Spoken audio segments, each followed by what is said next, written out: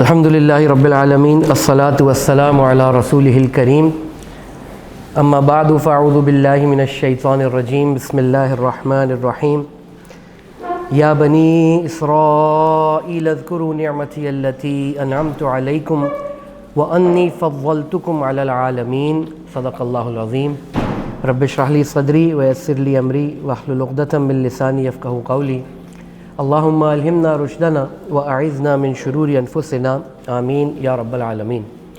الحمدللہ last session تک ہم نے سورہ بقرہ کی رکوع نمبر 5 تک کا مطالعہ مکمل کر لیا تھا، اور یہاں پر ربع بھی جو ہے وہ مکمل ہو گیا تھا پہلے پارے کا۔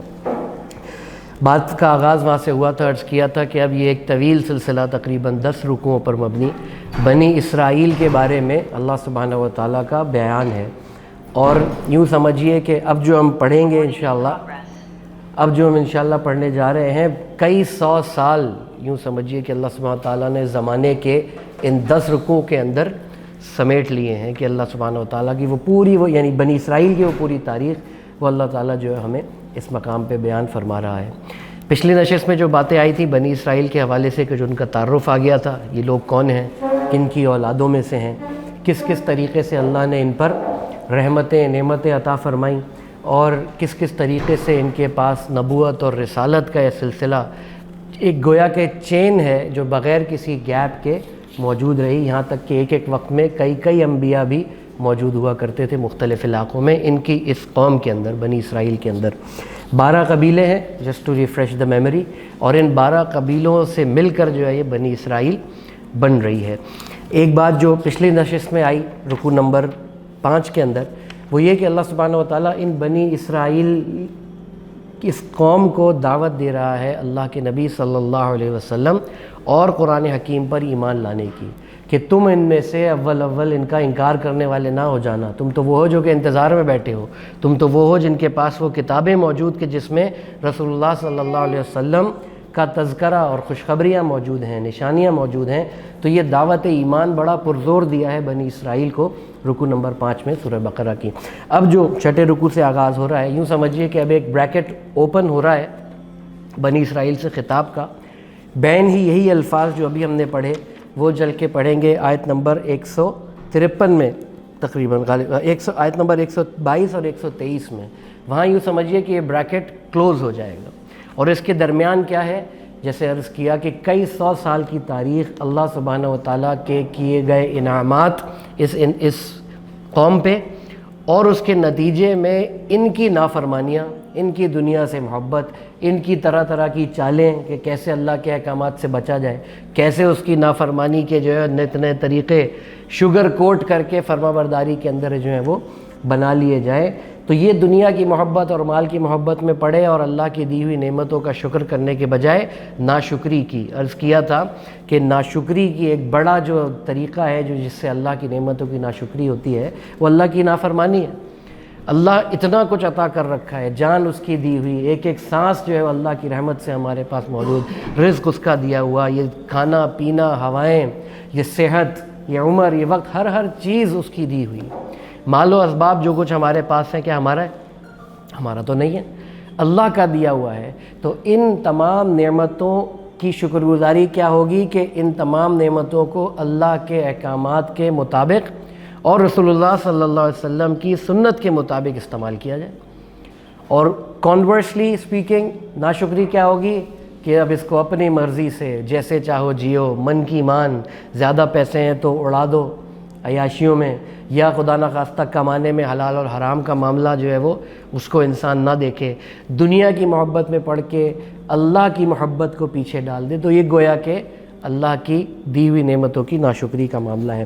اب فرمایا بسم اللہ الرحمن الرحیم، یا بنی اسرائیل، اے بنی اسرائیل، اے اسرائیل کی اولادوں، اذکروا نعمتی التی انعمت علیکم وانی فضلتکم علی العالمین، تم میری نعمت کو یاد کرو جو میں نے تمہیں دی اور تمہیں تمام جہان والوں پر فضیلت بخشی۔ یہ جو علی العالمین ہے، عالمین ہے، گویا کہ جتنے بنی نوع انسان کے اندر جتنی قومیں آئی ہیں حضرت آدم علیہ السلام سے لے کر اور پھر رسول اللہ صلی اللہ علیہ وسلم سے پہلے تک، اس وقت تک جتنے اقوام موجود تھیں، جتنی قومیں موجود تھیں، جتنی نسلیں موجود تھیں انسانوں میں، اللہ فرما رہا ہے ان سب پر میں نے تمہیں فضیلت بخشی۔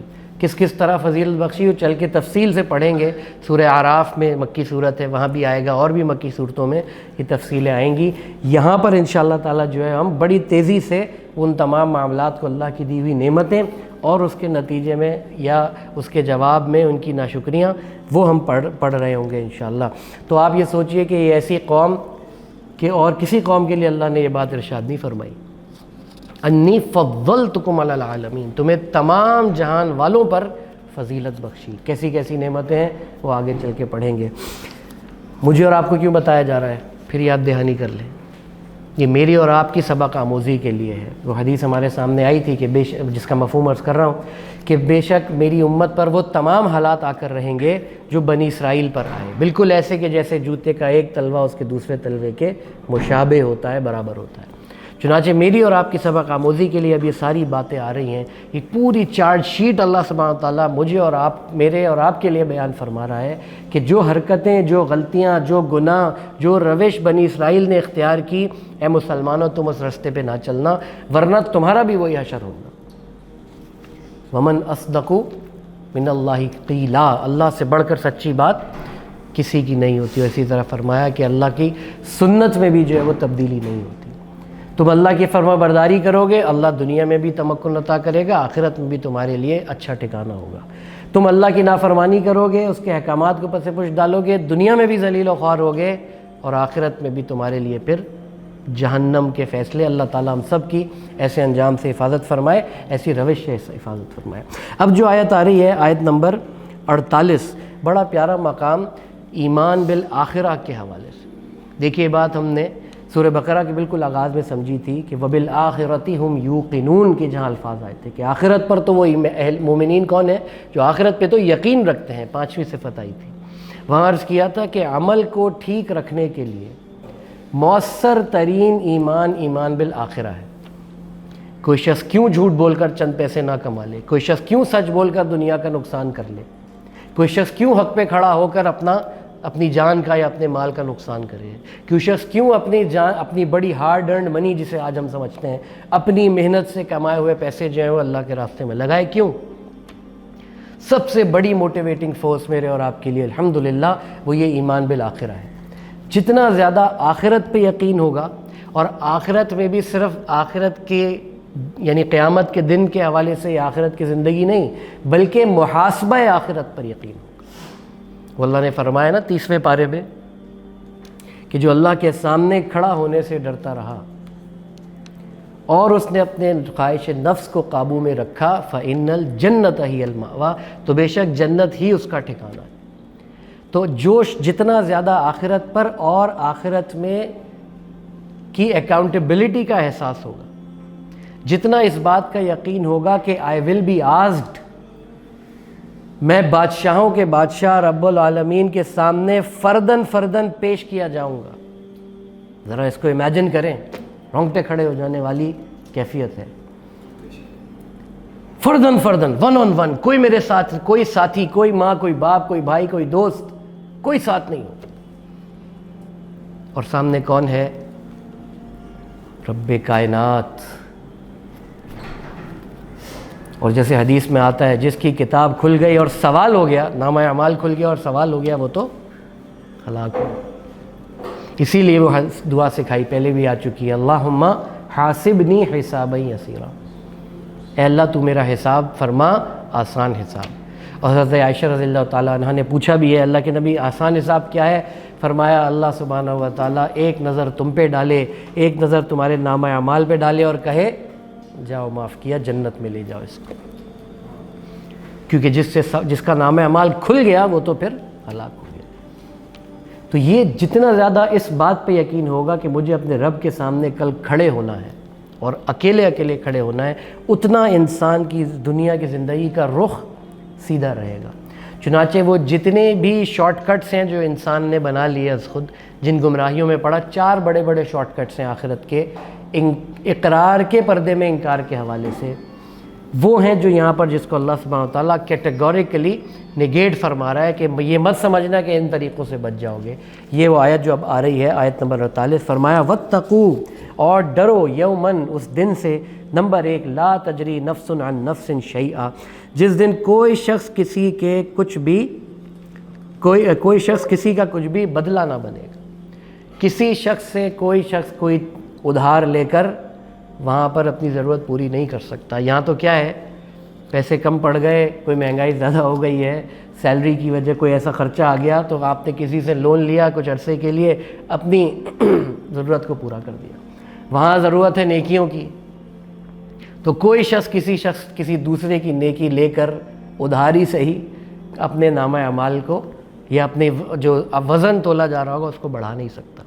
تو پہلی بات تو یہ، ولا يقبل منها شفاعت، اور نہ اس سے کوئی سفارش قبول کی جائے گی۔ یہ ہے شفاعت باطلہ کا کیٹیگوریکلی اللہ سبحانہ تعالیٰ نے ڈینائل کر دیا کہ ایسا کچھ نہیں ہونے والا۔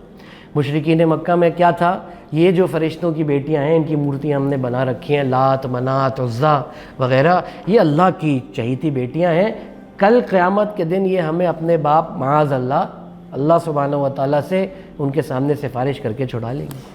تو ہر قسم کی شفاعت باطلہ کا رد اس مقام پہ آ گیا۔ ہمارے ہاں وہ کس طرح سے آیا کہ ہم جو ہے وہ اکثر لوگ اگر اولیاء اللہ کو یہ سمجھیں کہ ان سے یہ ہمیں چھڑا لیں گے، ہم فلانے نسب سے ہیں، فلانے پیر صاحب کے ماننے والوں میں سے، وہ ہمیں چھڑا لیں گے، کیٹیگوریکل ڈینائل ہے۔ شفاعت حق اپنی جگہ موجود ہے، لیکن وہ آگے چل کے پڑھیں گے انشاءاللہ آیت الکرسی میں، وہاں پر یہ بات آئے گی۔ شفاعت حق بھی ہے، لیکن یہاں جو بات آ رہی ہے وہ شفاعت باطلہ، اس کا انکار، کہ وہ جو کیفیت ہے نا، خوار ہیں، بدکار ہیں، ڈوبے ہوئے ظلمت میں ہیں، کچھ بھی ہے میرے مولا تیرے نبی کی امت میں، یہ جو وشفل تھنکنگ ہے، اس سے منع، اس کو کیٹیگوریکلی بتایا جا رہا ہے کہ اس سے تمہارا کچھ نہیں ہونے والا۔ تو کہا گیا اور اس دن سے ڈرو جس دن کوئی شخص کسی کے کچھ بدلہ نہ بنے گا اور نہ اس سے کوئی سفارش قبول کی جائے گی، ولا یؤخذ منها عدل، اور نہ اس سے کوئی معاوضہ لیا جائے گا۔ اچھا بھائی، سزا پوری ہو گئی ہے، اب مجھ پر فائن لگا کے مجھے چھوڑ دو، یا اور کوئی ایسی مجھ سے غلطی ہوئی ہے، فائن لگاؤ چھوڑ دو۔ دنیا میں تو یہ ہوتا ہے، وہاں پر تو ہمارے علم میں ہے، بندہ کیا چاہے گا، اے اللہ جو کچھ دنیا اور مافیا میں ہے سب مجھ سے لے لے بطور فدیہ، بس میری جان چھڑوا دے اس جہنم سے۔ اللہ نے منع کر دیا، ولا یؤخذ منها عدل، اور نہ ہی اس سے کوئی معاوضہ لیا جائے گا، ولا هم ینصرون، اور نہ ہی ان کی کوئی مدد کی جائے گی۔ یہاں تو آ جاتے ہیں نا، گھر والے آ جاتے ہیں، کوئی کہیں پھنس جائے انسان، کوئی مسئلے میں ہو، گھر والے آ گئے، والدین میں سے کوئی آ گیا، بھائی بہن آ گئے، دوست احباب آ گئے، وہاں کوئی مدد نہیں ملنے والی۔ Each one of us will be all alone and we have to face our Lord Allah subhanahu wa ta'ala all alone۔ اور سوائے اس کے کہ اللہ کی رحمت کے ہم طلبگار بن جائیں اور اللہ کی رحمت ہمارے شامل حال ہو جائے، بچاؤ کا کوئی راستہ نہیں۔ اللہ تعالیٰ میں ان باتوں پر یقین عطا فرمائے کہ اصل چیز کیا ہے، کہ میں اس دنیا میں امتحان کے لیے بھیجا گیا ہوں، nothing more nothing less۔ I am being tested every second of my life، کہ جو مجھے زندگی اللہ نے عطا کی، اور کل اس ٹیسٹ کے بارے میں مجھے محاسبہ دینا ہے، مجھے حساب کتاب دینا ہے۔ وہ یاد کر لیجئے 5 سوال قیامت کے دن کے، اور اس سے پہلے 3 سوال قبر کے۔ وہ کیا ہیں؟ قبر میں پوچھا جائے گا من ربک وما دینک ومن نبیک، تمہارا رب کون ہے، تمہارا دین کیا ہے، تمہارے نبی کون ہیں۔ اور جان لیجئے وہی ان باتوں کا صحیح جواب دے پائے گا جس نے دنیا میں اللہ کو رب مان کر زندگی گزاری، دین یعنی دین اسلام کے مطابق زندگی گزاری، اور محمد کریم صلی اللہ علیہ وسلم کو اپنا رول ماڈل بنا کر ان کی سنتوں کے مطابق زندگی گزاری، وہی صحیح جواب دے سکے گا۔ اور جس نے ادروائز کیا پھر اس سے صحیح جواب نہیں مل سکتا۔ قیامت کے دن کے 5 سوال اللہ کے نبی نے فرمایا صلی اللہ علیہ وسلم، مفہوم عرض کر رہا ہوں، بنی آدم کے قدم اس وقت تک ہل نہ سکیں گے جب تک 5 باتوں کا جواب نہ دے دے۔ قیامت کے دن بنی آدم کے قدم نہ ہل سکیں گے جب تک 5 باتوں کا جواب نہ دے دے۔ زندگی کہاں، عمر کہاں لگائی ہے، اس عمر کا بہترین حصہ جوانی، شباب، جوانی کہاں گزاری، مال کہاں سے کمایا، کہاں خرچ کیا، اور 5واں سوال جو علم ہم نے تمہیں دیا تھا اس پر کتنا عمل کی۔ اس محاسبے کا اگر ان 8 سوالوں کی تیاری ہو رہی ہے، میں اور آپ کر رہے ہیں، تو وی آر سیف۔ اللہ کی رحمت سے امید ہے کہ اللہ تعالی ہمیں انشاءاللہ پار لگا دے گا۔ لیکن اگر ان سوالوں کے بارے میں کوئی فکر نہیں، دنیا کی فکر تو ہے، کل کیا کھائیں گے اس کی فکر تو ہے، کیریئر کہاں جا رہا ہے اس کی فکر تو ہے، نوکری کا کیا ہوگا اس کی فکر تو ہے، بچے کیا پڑھ رہے ہیں، کہاں پڑھ رہے ہیں، ان سب کی فکر تو ہے۔ اور کسی صاحب نے بڑی پیاری بات کی کہ ہم ریٹائرمنٹ تو بڑی بہترین پلان کرتے ہیں، ریٹائرمنٹ پلان کیریئر شروع ہوتے ہی جو ہے وہ اکثر لوگوں کا شروع ہو جاتا ہے کہ 60 کے بعد کیا کروں۔ اس دنیا سے ریٹائر ہو کر جب اگلی جہان میں جائیں گے اس کی کتنی پلاننگ۔ جتنا اس بات پہ یقین، آخرت پہ یقین ہوگا، محاسبہ آخرت پہ یقین ہوگا، اتنا انسان کا عمل اس دنیا میں درست رہے گا۔ آگے فرمایا، اب یہ بات شروع ہو رہی ہے، مزید بنی اسرائیل ہی سے کہا جا رہا ہے اللہ کے احسانات اور ان کی نافرمانیاں۔ فرمایا وَإِذْ نَجَّيْنَاكُم مِّنْ آلِ فِرْعَوْنَ، اور جب ہم نے تمہیں آل فرعون سے رہائی دی، نجات عطا کی، یسومونکم سوء العذاب، وہ تمہیں بڑا دکھ دینے والا عذاب، برا عذاب دیتے تھے، یذبحون ابناءکم ویستحیون نساءکم، اور وہ تمہارے بیٹوں کو ذبح کرتے تھے اور تمہاری عورتوں کو زندہ چھوڑتے تھے۔ اب عورت جو چھوٹے بچے ہیں، انفنٹس ہیں، ان کو تو قتل کر رہے ہیں، مار ڈال رہے ہیں، مردوں کو، بچوں کو، اور عورتوں کو جو ہے وہ کھلا چھوڑ رہے ہیں، ان کو زندہ چھوڑ رہے ہیں۔ وہی عورتیں پھر ان کے یہاں کنیزیں بھی بنتی تھیں، وہی عورتیں ان کے گھروں کے کام بھی کر رہی ہوتی تھیں، لیکن مردوں کو اور بچوں کو خاص طور سے جو ہے وہ ذبح کر رہے تھے۔ یہ بھی تاریخ میں 2 مرتبہ ہوا ہے، انشاءاللہ تفصیل آگے چل کے پڑھیں گے۔ ایک جب حضرت موسیٰ علیہ السلام کی ولادت ہوئی ہے، اس سے پہلے انہوں نے یہ شروع کر دیا تھا، سارا واقعہ ہم سب کے علم میں ہے۔ اور دوسرا جب یہ حضور حضرت موسیٰ علیہ السلام رسول بن کے آئے ہیں اور تحریک چلی ہے، تحریک آزادی، اس وقت کے فرعون نے یہی کام کیا۔ اور اللہ فرما رہا ہے وَفِي ذَلِكُمْ بَلَاءٌ مِّن رَبِّكُمْ عَظِيمٌ، اور یقیناً اس میں تمہارے لیے بہت ہی بڑی آزمائش تھی تمہارے رب کی طرف۔ ذرا اس کو چشم تصور سے دیکھیں تو صحیح، ایسی سچویشن آ جائے کہ گھروں کے اندر جو بچہ پیدا ہو رہا ہے اس کو قتل کیا جا رہا ہے پکڑ کے، اور ہے غلام، طاقت ہے کوئی نہیں، کیسی کیفیت ہوگی، کیسا ٹیرر ہوگا۔ اور اللہ فرما رہا ہے اس سچویشن میں بھی ہم نے تمہیں نجات عطا کی آل فرعون سے۔ اگلی بات وَإِذْ فَرَقْنَا بِكُمُ الْبَحْرَ، اور جب ہم نے تمہارے لیے پھاڑ دیا دریا، فَأَنْجَيْنَاكُمْ، اور پھر ہم نے تمہیں بچا لیا، وَأَغْرَقْنَا آلَ فِرْعَوْنَ وَأَنْتُمْ تَنْظُرُونَ، اور آل فرعون کو ڈبو دیا اور جب اس حال میں کہ تم دیکھ رہے تھے۔ اب ہوا کیا ہے، ہمارے علم میں تفصیل بہت سی آراء ہیں، ایک رائے پیش کر دیتا ہوں جو زیادہ قریب لگتی ہے جب جیوگرافی کو اور ہسٹوریکلی پولیٹیکل سٹیٹس کو دیکھتے ہیں کہ اس زمانے میں کیا تھے، کہ سوئز کینال کا علاقہ تھا جہاں سے یہ مصر سے نکل کے اور سینائی پیننسولا کی طرف جو ہے وہ انہوں نے سفر کیا ہے۔ ہوا کیا کہ ایک پتلی سی، سمندر کے اعتبار سے بہت چھوٹی سی ایک یوں سمجھیے نہر نما یا کوئی ایک کینال تھا، یہاں پر آئے ہیں، حضرت موسیٰ علیہ السلام نے اپنا عصا مارا ہے اور اس عصا سے معجزاتی طور پر یہ 2 ٹکڑے، قطعود العظیم کے الفاظ آتے ہیں، آگے چل کے پڑھیں گے قرآن حکیم میں، پہاڑ نما 2 جو ہے وہ اس طریقے سے کھڑے ہو گئے۔ بنی اسرائیل نے پورا یہ راستہ کراس کیا، سوئز کینال جو کہہ لیجئے اس کو، اور سینائی پیننسولا میں جا کر کھڑے ہو گئے ہیں۔ پیچھے جب فرعون اور آل فرعون سارے آئے ہیں، اللہ نے پانی کو حکم دیا کہ مل جا، وہ مل گیا، اور یہ ان کی آنکھوں کے سامنے وہ سارے آقا اور بڑے بڑے سرداران فرعون غرق ہوئے ہیں کہ جنہوں نے انہیں غلام بنا رکھا۔ پھر عرض کروں گا کیفیت سوچیں کہ کس انداز سے اللہ سبحانہ و تعالیٰ نے انہونی کر کے معجزاتی طور پر اگینسٹ آل آڈز اس بنی اسرائیلیوں کو نکالا ہے اور فرعون اور آل فرعون کو غرق کیا۔ یہاں وہ امید والی بات آتی ہے، آگے چل کے تفصیل سے پڑھیں گے کہ جب یہاں پہنچے ادھر اور پیچھے دیکھا بنی اسرائیلیوں نے کہ آل فرعون پورے لاہو لشکر کے ساتھ فرعون جو ہے وہ آ رہا ہے، اور آگے تو اب یہ سمندر ہے یا دریا ہے، تو کہا کہ موسیٰ علیہ السلام آپ نے تو مروا دیا، کہاں جائیں گے اب؟ کیا کہا اللہ کے نبی نے؟ وہ پھر امید اور تقوی اور اللہ پہ توکل، اس کے راستے نکلا ہوں، اس کے حکم کے مطابق چل رہا ہوں، تو ایسا ہو نہیں سکتا کہ میرا رب مجھے راستہ نہ دکھائے۔ فرمایا کہ ان ربی سیادین، خوف نہ کرو، غم نہ کرو، بے شک ان قریب اللہ سبحانہ و تعالیٰ مجھے ہدایت دے گا، کوئی راستہ دکھائے گا، اور اللہ نے راستہ دکھایا۔ یہاں ایک بات سمجھ لیجئے، کچھ ایسے دانشور ہمارے مسلمانوں میں ہی پیدا ہوئے جو ان معجزات کا انکار کرتے ہیں۔ ہمیں پتہ ہونا چاہیے تاکہ اگر کوئی ایسی کہیں پہ بات آ رہی ہے تو اس کا ہم ریبٹل کر سکیں۔ وہ کیا ہے جی، نہیں یہ پہاڑ کی طرح اس طرح نہیں ہوا تھا، وہ تو یہ ہوا تھا کہ جب بنی اسرائیل آئی تو لہریں نیچے تھیں، پانی نیچے ہوا تھا، ٹائڈز چھوٹی تھیں، یہ چلے گئے۔ جب فرعونی آئے تو کیا ہوا، ٹائڈز بڑھ گئیں، یہ ڈوب گئے۔ وہ جو آگ تھی نمرود کی، نہیں وہ اصل آگ نہیں تھی، معاذ اللہ، وہ غصے کی آگ تھی۔ اللہ نے کہا ٹھنڈی ہو جا، وہ غصے کی آگ تھی، ٹھنڈی ہو گئی۔ تو یہ معجزات کو اور جنات کو اور فرشتوں کو، ہر وہ چیز جو ہمارے 5 سینسز میں نہیں آ سکتی، ان مسلم اسکالرز نے بھی، جو بیچارے گمراہ ہوئے، نیک نیتی سے چلے تھے لیکن ایسا غلبہ پڑا پھر انگریز کا اور انگریزی اقدار کا اور سائنسز کا کہ وہ اتنا بہہ گئے کہ معجزات کا انکار کر بیٹھے، فرشتوں کا انکار کر بیٹھے، جنات کا انکار کر بیٹھے۔ ہمارے لیے بڑا کلیئر ہے، اور قرآن ہی خود اپنی حفاظت اپنے الفاظ کی بھی اور اپنے مفہوم کی بھی کرتا ہے، بڑا کلیئر ہے کہ یہ بالکل معجزاتی طور پہ ہوا، اگینسٹ فزیکل لاز ہوا، اور ہمیں اس پر پکا یقین ہونا چاہیے۔ کیوں؟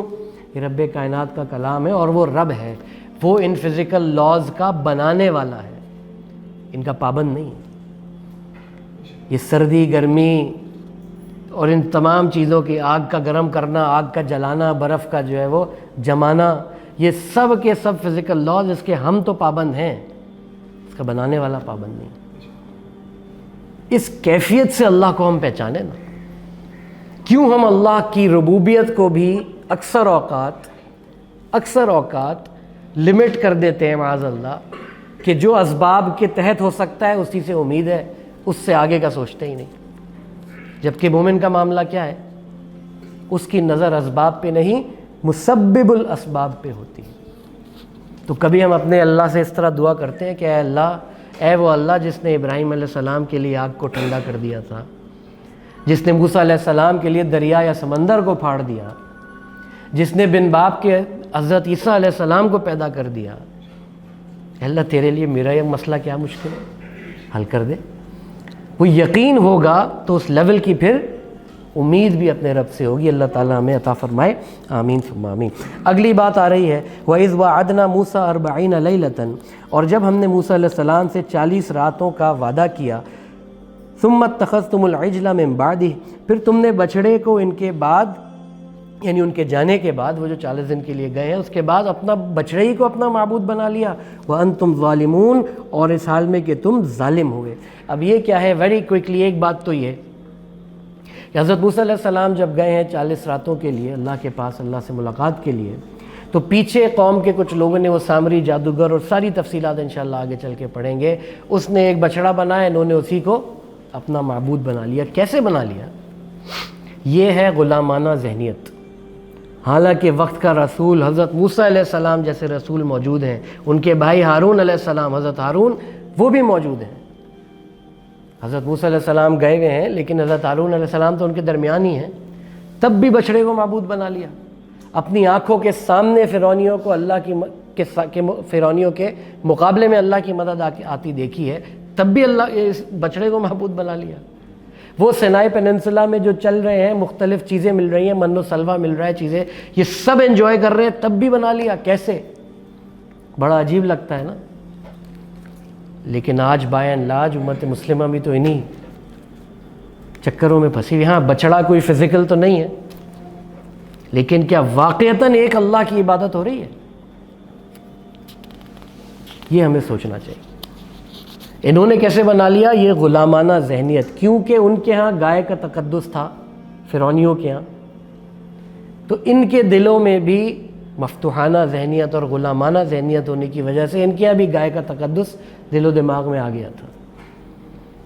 اب جب کہ دیکھا ایک بچڑے کو ایک اپرچونٹی ملی، ایک کسی نے پھسلایا، سب کے سب پیچھے چل گئے۔ تو غلامانہ ذہنیت کبھی بھی حق کو حق اور باطل کو باطل، اور اس میں فرق نہیں کر پاتی، پھنس جاتی۔ جو اس کے بڑے کہہ رہے ہوتے ہیں، جو فاتح قوم کہہ رہی ہوتی ہے، اسے وہی اچھا لگتا ہے۔ تو آج مسلمان امت کو کیا اچھا لگتا ہے؟ تو جو اقبال نے کہا وضع میں ہو تم نصارہ تو تمدن میں ہنود، یہ ہیں وہ مسلمان جنہیں دیکھ کے شرمائیاں ہوئی۔ فیشن ویسٹ سے آ رہا ہے، بزنس مینجمنٹ ٹیکنیکس ویسٹ سے سیکھنی ہے، سوشل ویلیوز ویسٹ سے سیکھنی ہے، شادی بیاہ کیسے کرنی ہے وہ ہندوؤں سے جو کچھ امپورٹ کیا تھا وہ ہو رہا ہے۔ وجہ کیا ہے؟ انفارچونیٹلی بائی اینڈ لارج چونکہ ہم نے اس کتاب کے ساتھ اپنا تعلق قائم نہیں کیا جو کہ انسان کو اور انسانی ذہن کو آزاد کرتی ہے، تو ہم اسی اپنی ہسٹری میں پھنس کے، وہ جو غلامی کی ہے انگریز کی، پولیٹیکلی تو شاید کسی نہ کسی درجے آزاد ہو گئے، لیکن مینٹلی بائی اینڈ لارج قوم ابھی بھی انہی کی غلامی میں پھنسی ہوئی۔ اللہ تعالیٰ اس بات کی سمجھ عطا فرمائے۔ بہرحال انہوں نے کیا کیا؟ انہوں نے بچڑے کو اپنا معبود بنا لیا۔ فرمایا ثم عفونا عنکم من بعد ذلک لعلکم تشکرون، پھر ہم نے تمہیں اس سے معاف کر دیا تاکہ تم اللہ کا احسان مانو۔ یہ بار بار ہم دیکھیں گے، یہ غلطیاں کر رہے ہیں، اللہ اپنے رحمت کا معاملہ فرما رہا ہے، انہیں معاف کر رہا ہے، پھر غلطی کر رہے ہیں، پھر اللہ تعالیٰ اپنی رحمت کا معاملہ فرما رہا ہے، انہیں معاف کر رہا ہے، لیکن اس کی ایک لمٹ ہوتی ہے۔ کب تک ہوگی؟ میرے اور آپ کے لیے کب تک ہے؟ ایک انڈیویجول کے لیے کب تک ہے؟ حالت نزاع کی کیفیت جب تک نہ آ جائے اس وقت تک اللہ سارے معاف کر دے گا۔ وہ پڑھیں گے سورہ زمر میں چل کے انشاءاللہ، پورے قرآن حکیم کی امید افزا ترین آیہ مبارک، لا تقنطوا من رحمت اللہ، اللہ کی رحمت سے مایوس نہ ہونا۔ تو بہرحال اللہ ان کو بار بار معاف فرما رہا ہے۔ اللہ نے فرمایا اس پر بھی ہم نے تمہیں معاف کر دیا تاکہ تم ہمارا شکر کرو۔ وَإِذْ آتَيْنَا مُوسَى الْكِتَابَ وَالْفُرْقَانَ لَعَلَّكُمْ تَهْتَدُونَ، اور جب ہم نے موسیٰ علیہ السلام کو کتاب دی اور حق اور باطل میں فرق کر دینے والی احکامات عطا کیے، لَعَلَّكُمْ تَهْتَدُونَ، تاکہ تم ہدایت پالو۔ دو باتیں آئی ہیں، ایک ہے کتاب علماء نے لکھا کہ یہ یعنی اس میں شریعت ہوتی ہے، اور فرقان کیا ہے؟ حق اور باطل میں فرق کر دینے والی شے۔ یہی فرقان کا لفظ آگے چل کے پڑھیں گے کس کے لیے آیا ہے؟ قرآن حکیم کے لیے۔ پھر الٹیمیٹ گائیڈنس جو آخر میں اللہ نے عطا کر دی وہ یہ قرآن حکیم ہے۔ فرمایا جا رہا ہے کہ ہم نے موسیٰ علیہ السلام کو کتاب بھی دی اور فرقان بھی تاکہ تم ہدایت پالو۔ وَإِذْ قَالَ مُوسَىٰ لِقَوْمِهِ، اور جب موسیٰ علیہ السلام نے اپنی قوم سے کہا، یا قوم انکم ظلمتم انفسکم، اے قوم بے شک تم نے اپنے اوپر ظلم کیا، باتخاذکم العجل، بچڑے کو معبود بنا کر۔ کیسا ظلم کیا؟ قرآن حکیم میں آگے چل کے پڑھیں گے۔ فرمایا اللہ نے ان الشرک لظلم عظیم، بے شک شرک سب سے عظیم، سب سے بڑا ظلم ہے۔ تو حضرت موسیٰ نے فرمایا کہ بے شک تم نے اپنے اوپر ظلم کیا بچڑے کو معبود بنا کر، فتوبوا الی باریکم فاقتلوا انفسکم، سو تو اپنے پیدا کرنے والے یعنی اللہ کی طرف رجوع کرو اور اپنوں کو ہلاک کرو۔ ذالکم خیر لکم عند باریکم، یہ تمہارے حق میں بہتر ہے تمہارے پیدا کرنے والے یعنی اللہ کے نزدیک۔ فتاب علیکم، تو اس نے تمہاری توبہ قبول کر لی۔ انہ هو التواب الرحیم، بے شک وہ تو ہے ہی بہت زیادہ توبہ قبول فرمانے والا، رحم کرنے والا۔ اب یہاں ہوا کیا؟ یہیں سے پھر مرتد کی سزا بھی آگے چل کے تورات کی بیسس پر قرآن حکیم اور اسلام نے بھی پھر اسی مرتد کی سزا کو جو ہے وہ کنٹینیو کیا ہے۔ حضرت موسیٰ علیہ السلام کی شریعت میں بھی مرتد کی سزا قتل ہی ہوا کرتی تھی۔ تورات میں اس پورے واقعے کی تفصیل آئی ہے، قرآن حکیم میں اشارہ آیا ہے۔ ہوا کیا؟ انہوں نے کہا کہ اب یہ ہر قبیلے سے کچھ لوگ تھے جنہوں نے شرک کیا، بچڑے کی پوجا کی، تو اللہ کے نبی اللہ کے رسول حضرت موسیٰ علیہ السلام نے یہ فیصلہ دیا، یہ حکم دیا کہ اب ہر قبیلے والا اپنے اپنے مشرک قبیلے والوں کو خود قتل کرے۔ تو اپنے آپ کو قتل کرو، فقتلوا انفسکم، مطلب اپنے لوگوں کو، اپنے قبیلے والوں کو قتل کرو، یہ مرتد کی سزا، تاکہ تم یہی تمہارے حق میں بہتر ہے، اور اللہ تعالیٰ کے نزدیک اللہ تعالیٰ سے توبہ کرو۔ ان اللہ تعالیٰ پھر فرماتا ہے کہ سو فتاب علیکم، سو اس نے تمہاری توبہ قبول کر لی۔ انہ هو التواب الرحیم، بے شک وہ ہے ہی بہت زیادہ توبہ قبول فرمانے والا، بہت زیادہ رحم کرنے والا۔ الحمدللہ ہم نے آیت نمبر 54 تک کا مطالعہ کر لیا ہے، آج یہیں پہ اینڈ کرتے ہیں۔ اللہ تعالیٰ کہنے سننے سے زیادہ عمل کی توفیق عطا فرمائے اور ہمیں قرآن و سنت کے مطابق ایک قرآنی معاشرہ بنانے کی توفیق عطا فرمائے، آمین ثم آمین۔ اقول قولی ھذا واستغفر اللہ لی ولکم ولسائر المسلمین والمسلمات۔